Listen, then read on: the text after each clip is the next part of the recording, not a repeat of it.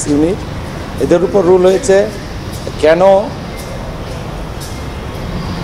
যে টাকাটা নিয়ে যাওয়া হয়েছে বাংলাদেশ থেকে ফরেন কান্ট্রিজে, এটা রিপেট্রিয়েশন করার যে ইনিশিয়েটিভ কতটুকু নেওয়া হয়েছে এবং total loan and credit facilities availed by এসালম group, its share holder directors and their family members, কত টাকা এ পর্যন্ত এবং টোটাল আউটস্ট্যান্ডিং ব্যালেন্স এটা চাওয়া হয়েছে। এবং যে টাকাটা পাচার হয়েছে সেই টাকাটা ফেরত নেওয়ার জন্য, রিপ্যাট্রিয়েট করার জন্য কী ইনিশিয়েটিভ নেওয়া হয়েছে so far by Bangladesh bank and BFIU, এটার উপর হয়েছে রুল এবং ডাইরেকশন হয়েছে upon respondent number 3 and 9। Respondent number 3 হচ্ছে ministry of law, justice and parliamentary affairs, আর 9 হচ্ছে ইন্সপেক্টর জেনারেল অফ রেজিস্ট্রেশন।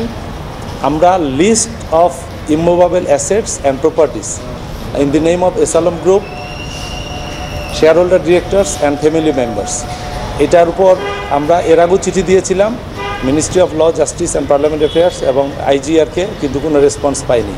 এই জন্য তাদের প্রতি একটা ডাইরেকশন হয়েছে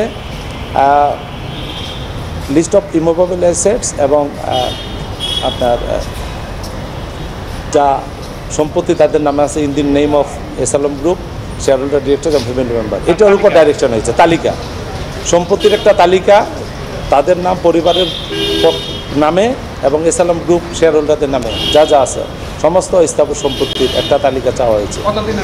এটা 4 সপ্তাহের মধ্যে এটা দেওয়া হয়েছে।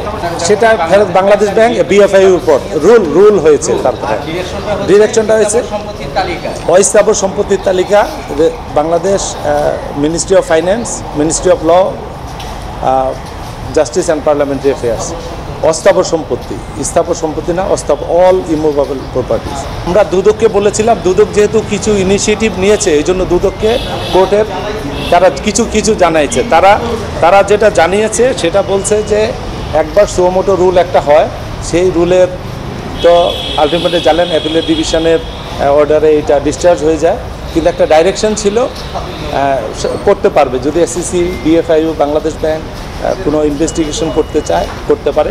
সেই ইনভেস্টিগেশনটাই এখন দুদক করছে, চলমান আছে। এরকম একটা প্রতিবেদন ওনারা দুদকের পক্ষের লয়ার আজকে জানিয়েছেন, এই জন্য দুদককে আমরা বাদ দিয়েছি, দুদকের পর কোনো রুল অ্যান্ড ডাইরেকশন। আর আমি যেটা চেয়েছি অস্থাবর সম্পত্তির তালিকা, অল অস্থাবর সম্পত্তি in the name of S Alam group, family members এবং শেয়ার হোল্ডার ডিরেক্ট। আর বাংলাদেশ ব্যাংকের কোর্ট মন্তব্য করেছে যে এটা খুব সেন্সিটিভ একটা ইস্যু, এই ইস্যুতে আমরা একটু সাবধানতা অবলম্বন করাই ভালো, এই জন্য একটু কেয়ারফুলি রুলটা উনি দিয়েছেন। উনি বলেছেন যে পার্টিকুলারলি যে জিনিসটার উপর ইনভেস্টিগেশন চলছে, কন্ট্রাডিক্ট করতে পারে, আমরা SECকে এখানে বাদ দিয়ে দেন। ওই জন্য কোর্টের পারমিশনে আমরা SECকে বাদ দিয়ে দিচ্ছি, চলমান আছে, চলমান আলোচনা as per suo motu rule issued earlier in 2023, এইটা ওই রিটের আলোকে। কিন্তু আমি ইন্ডিপেন্ডেন্ট একটা প্রেয়ার নিয়ে এসেছিলাম, particularly list of assets in the name of S Alam group, family members, যেটা আগে বললাম, এবং শেয়ার হোল্ডার ডিরেক্টর্স। এই লিস্টটা আমাদের দরকার এই কারণেই, কারণ আমাদের প্রচুর আউটস্ট্যান্ডিং ডেট আছে বিভিন্ন ব্যাংক এবং ফাইন্যান্সিয়াল ইনস্টিটিউটে, এগুলো রিকভারির জন্য এই লিস্ট।